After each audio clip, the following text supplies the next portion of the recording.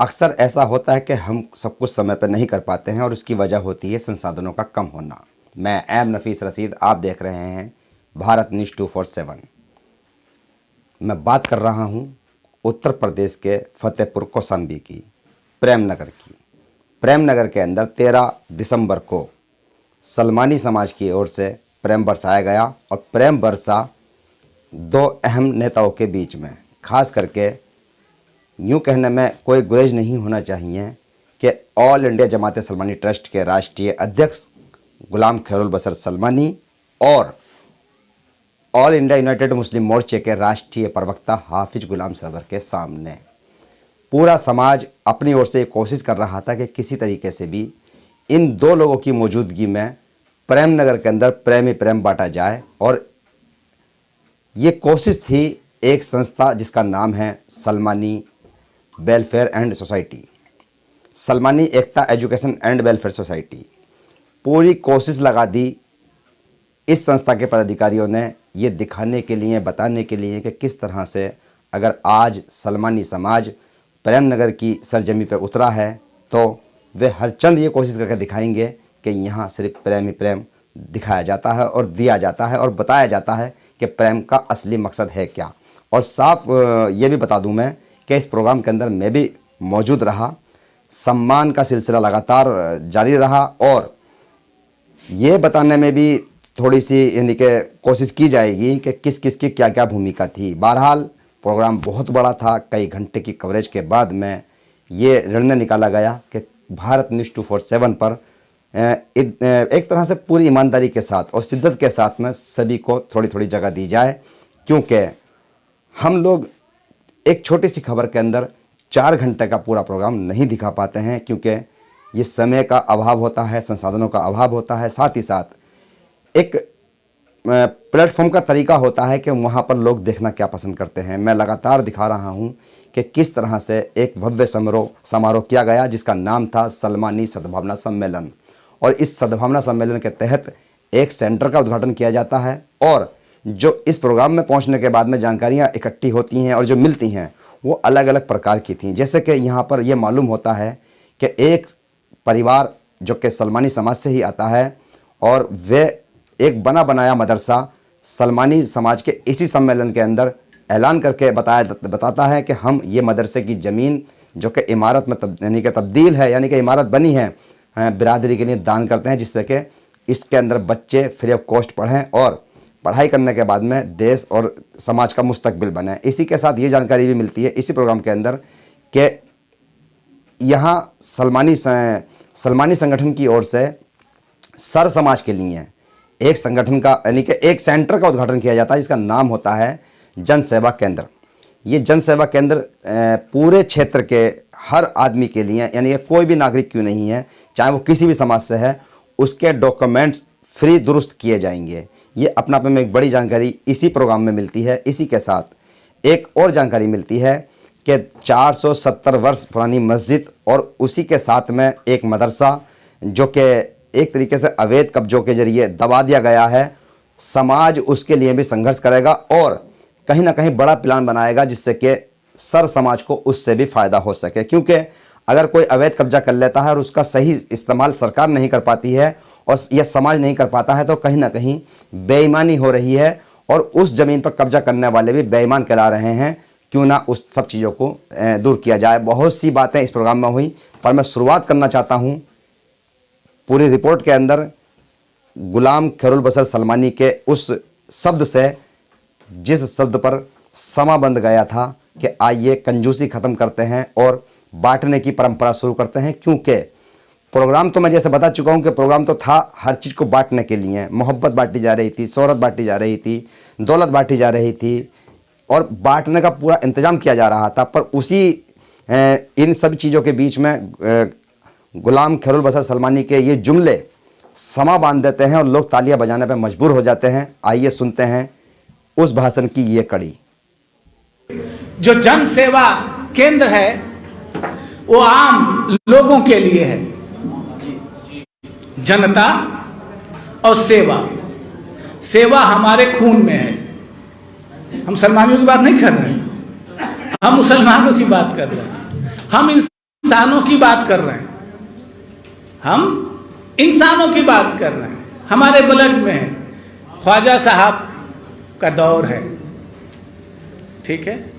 कुछ लोग आते हैं, हाफिज साहब ने मूड बना दिया, बात कर रहा हूं। कुछ लोग आ रहे हैं, हाफिज साहब, ख्वाजा साहब, ख्वाजा मनी चिश्ती बैठे हुए, कुछ लोग आ रहे हैं, जो आ रहा है कुछ मांग रहा है, कर रहा है, दुआ करा रहा है, चला जा रहा है। उनके जहां उनका हुजरा था उसके बगल में एक भीख मांगने वाला बैठता था। भीख मांगने वाले ने कहा कि मैं भी जाऊं, मैं भी मांगूं। जो आता है वो मांगता है, चला जाता है। एक दिन उसका भी ख्याल है कि हम भी जाएं, मांगने कुछ जाएं। तो जाके कहा कि हुजूर हमारी गरीबी खत्म कर दीजिए। सीखने के लिए, औलिया कराम इस्लाह के लिए, सिखाने के लिए क्या कहा, गरीबी खत्म कर दीजिए। आप भी लोग किसी के पास जाकर थे, कुछ गरीबी खत्म करने का उपाय बताया। ख्वाजा साहब ने गरीबी खत्म करने का क्या उपाय बताया, तुम लोगों को बांटा करो। क्या कहा, तुम लोगों को बांटा करो। कहा हुजूर शाम तक बड़ी मुश्किल से बच्चों के लिए कुछ हो पाता है और कई दिन तो फाका करना पड़ता है, और आप कह रहे हैं कुछ बांटा करो, कुछ दिया करो।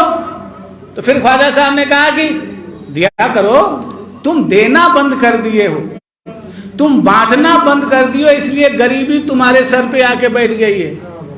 बड़ा परेशान हुआ, बड़ा परेशान हुआ। कहा कि क्या बांटूं, दौलत है नहीं, कुछ मेरे इल्म है नहीं, भीख मांगने की कला है, क्या ये बांटूं। कहा तुम मुस्कुराहट बांटो। क्या कहा, मुस्कुराहट बांटो, किसी के तकलीफ को बांट दो, किसी के खुशियों का हिस्सेदार हो जाओ। अब भाई उस वक्त लोग मानते थे कि जो अल्लाह के वली है कह देंगे, इनके बात को लकीर है, पत्थर की लकीर है, मानना है। अब वो अपने मोहल्ले में अगर किसी के वहां किसी का इंतकाल हो गया, अपना भीख मांगना छोड़ के उनके वहां पड़ गया, सब लगा होगा। शादी किसी के वहां हो गई, मुस्कुराते हुए मुस्कुराहट बांटने लगा, तकलीफ बांटने लगा। कुछ सालों बाद खूब ढेर सारा पैसा वैसा और मेरे ख्वाजा की बारगाह में लेकर के आया। कहा हुजूर ये पेश है, गरीबों में बांट दीजिए। तो कहा तुम अमीर हो गए। कहा आप ही ने तो कहा था बांटा करो, खुशियां बांटा करो, किसी के तकलीफ को बांट लिया करो। तो कहा हुआ कैसे। कहा 2, 4, 6 महीने साल भर मैं यही करने लगा। एक अमीर आदमी के वहां इंतकाल हुआ था, देखा ये बड़ा अच्छा आदमी है, सबके वहां पहुंच जाता तकलीफ में, तो बुला के कहा मेरे दुकान में बैठा करो। कुछ 6 महीने 7 महीने बाद कह रहा है कि इस दुकान में हिस्सेदार हो जाओ, और आज मैं कई दुकानों का मालिक हूं। हमने बांटना बंद कर दिया है, हमने खिलाना बंद कर दिया है। हमारी कला कोई और लेकर के, थोड़ी सी धूप होती है, पंजाबी कम्युनिटी पानी चला देती है, हम भी जाके पानी पी रहे होते हैं। हमने खिलाना पिलाना। किसी ने कहा था ना मेरे पैगंबर सल्लल्लाहु अलैहि वसल्लम से, दीन क्या है, नमाज। कहा नहीं, समझिएगा बड़ी जिम्मेदारी के साथ यहां कोई बात कर रहा हूं, हज नहीं, ज़कात नहीं, रोजा नहीं।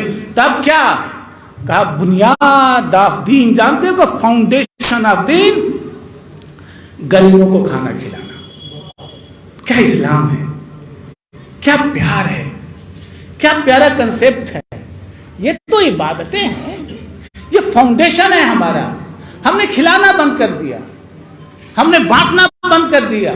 जब हम खिलाएंगे, ठीक ना, बीबी फातिमा का वाकया है ना, कोई था तो 10 गुना आने वाला था, तो 5 गुना है, कहा मेरा नहीं है, 8 गुना है, कहा मेरा नहीं है, 10 गुना है तो कहा है अली ये अपना हिस्सा है, अल्लाह ने हमारे लिए भेजा है। 10 गुना मिलता है। इसीलिए अगर आप लोग यहाँ पे इकट्ठे होकर के ये काम कर रहे हैं, तो इसलिए मैं बड़ी जिम्मेदारी के साथ कह रहा हूं कि ये जहां तक खुला आसमान बाकी है, ये जहां तक खुला आसमान बाकी है, हमें पता है कि हमारी उड़ान बाकी है। ये जहां तक खुला आसमान बाकी है, हमें पता है कि हमारी उड़ान बाकी है। मैं नया सफर शुरू करूं तो कैसे करूं, अभी तो पसमानदा आंदोलन का आखिरी स्टेज बाकी है। आपने ये कड़ी सुन ली। ये लाइव भारत न्यूज़ 247 फेसबुक की वीडियो है। हम ये पूरा भाषण फेसबुक लाइव चला चुके हैं और लगभग 50,000 से ज़्यादा लोग इसको देख चुके हैं।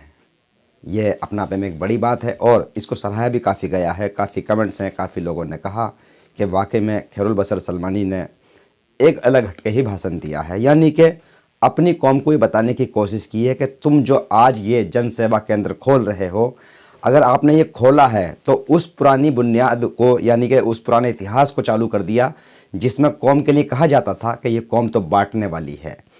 अब सवाल ये खड़ा होता है कि फतेहपुर, कौसाम्बी और इलाहाबाद, कुंडा और क्या कहते हैं आसपास के इलाके के जो सलमानियों ने ये सिलसिला चालू किया एक जनसेवा केंद्र खोलकर, और ये बताने का और ये संदेश भी दिया गया है कि किस तरह से लगातार अपने क्षेत्र से ये परंपरा चालू रहेगी कि यहाँ से दवाइयाँ फ्री बांटी जाएंगी, यहाँ से लोगों के डॉक्यूमेंट्स फ्री दुरुस्त किए जाएंगे, यहाँ से वो सब सुविधाएं देने की कोशिश की जाएंगी जो एक आम नागरिक का हक है। और कहीं ना कहीं जो सरकारी काम होते हैं उनके अंदर बहुत से संगठनों की ओर से या सामाजिक एनजीओ की ओर से लोगों के पूरे नहीं हो पाते हैं, वह इस सेंटर से पूरे किए जाएंगे। तो ये एक तरह से बांटने की ही परंपरा है, जिसको खैरुल बसर खुद कह रहे हैं कि ये हमारे सहाबियों की, हमारे नबियों की, पीर पैगंबरों की ये अदा थी। और अपनी कौम का नाम लेकर खुल्लम खुल्ला बता रहे हैं मंच से कि कहीं ना कहीं अगर हम पीछे रह गए थे तो उसकी वजह थी कि कहीं ना कहीं कौम भूल गई थी कि बांटना कैसे है। यानी कि जैसे मैंने शुरू में कहा था कि कौम को किसी न किसी षड्यंत्र के तहत कंजूस कर दिया गया था, तो इस तरह से कौम का नाम रोशन होगा, कौम की मालदारी बढ़ेगी, कौम की अमीरी, और साथ ही साथ कौम के जो आने वाले लोग हैं यानी कि नई नस्ल जिसे कहा जाता है, वो प्रेरित होंगे और वो जान पाएंगे कि उनके बुजुर्गों ने कितना सम्मानजनक काम किया था उनके क्षेत्र के लिए। साथ ही साथ मैं ये भी बताता चलूँ कि जैसे प्रोग्राम मैंने बताया शुरू में कि भारत न्यूज़ की टीम ने पूरी तरह से कवर किया है और इतनी सारी वीडियो हमारे पास में मौजूद हैं कि हम लगातार भी चलाने की कोशिश करते हैं तो 3 से 4 दिन लग जाएंगे। और मेरी ये पूरी कोशिश है कि मैं किसी एक की भी यानी कि वीडियो ना छोड़ूं और एक भी वो विजुअल ना छोड़ूं जो पूरी तरह से समाज के सामने ना आ सके, क्योंकि ये प्रोग्राम अपने आप में एक अनोखा प्रोग्राम था और जिस तरह से यहाँ से शुरुआत की गई है तो बहुत कुछ अभी मेरे पास में मौजूद है दिखाने के लिए। इसी तरह से मैं लगातार भारत न्यूज़ 247 के माध्यम से दिखाने की कोशिश करता रहूँगा। और आखिर में एक जानकारी और दे दूँ कि जब मैं फतेहपुर से दिल्ली पहुँचा हूँ तो रास्ते में मौसम थोड़ा बदल गया और बदलने के साथ साथ मेरी तबीयत भी नासाज हो गई।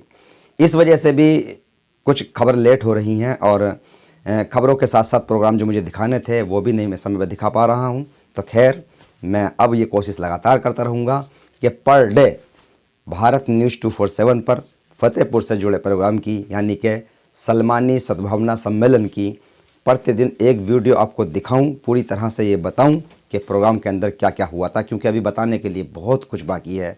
जन सेवा केंद्र किस तरह से काम करेगा, साथ ही साथ मदरसे की क्या घोषणा हुई और मदरसे को डोनेट करने वाले लोग कौन थे, साथ ही साथ जिस तरह से पुराना मदरसा और उस एक मस्जिद की बात हुई और किस तरह से कमेटी गरीब गुरबाओं की मदद करती है, कब कब गरीब गुरबाओं की मदद की गई है, किस तरह से लड़कियों की और लड़कों की शादियों को आसान किया गया है, किस तरह से ये लोग दहेज की परंपरा को रोककर यानी कि जो दहेज की यानी कि एक तरह से गंदी परंपरा है उसको रोककर ये लोग मुनासिब शादियां करा रहे हैं यानी कि गरीबों की मदद कर रहे हैं। इसी तरह इसमें यह भी शब्द भी जोड़ना बाकी है अभी कि किस तरह से अपने संगठन यानी कि सलमानी एकता एजुकेशन एंड वेलफेयर सोसाइटी के माध्यम से ये लोग गरीब जो बीमार पड़ जाते हैं, जिनका इलाज समय पर नहीं हो पाता है या उनके पास पैसे नहीं होते हैं, तो उनका इलाज कराने में ये लोग किस तरह से मदद करते हैं ये भी बताना लाजमी है और जानकारी का भी होना आप लोगों के लिए ज़रूरी है। साथ ही साथ रोज़गार के अंदर जो सबसे बड़ा यानी कि कहावत है कि आदमी मरे को तो एक बार बैठ कर रो लेगा पर रोज़गार के लिए बार बार रोना पड़ता है।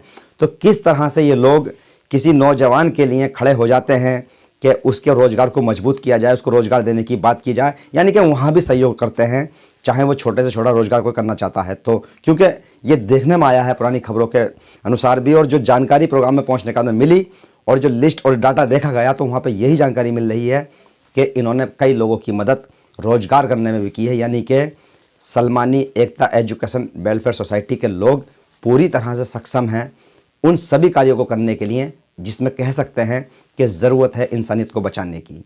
तो यानी कि फतेहपुर कौसाम्बी और अन्य आसपास के इलाकों से सलमानी एकता एजुकेशन वेलफेयर सोसाइटी के लोग चाहे देश में रहें या विदेश में, वे लोग अक्सर और हमेशा 24 घंटे इस तरह की मदद करने की कोशिश कर रहे हैं कि किसी तरीके से भी कोई परेशान न रहे। मैं एम नफीस रशीद, आप देख रहे थे भारत न्यूज़ 247।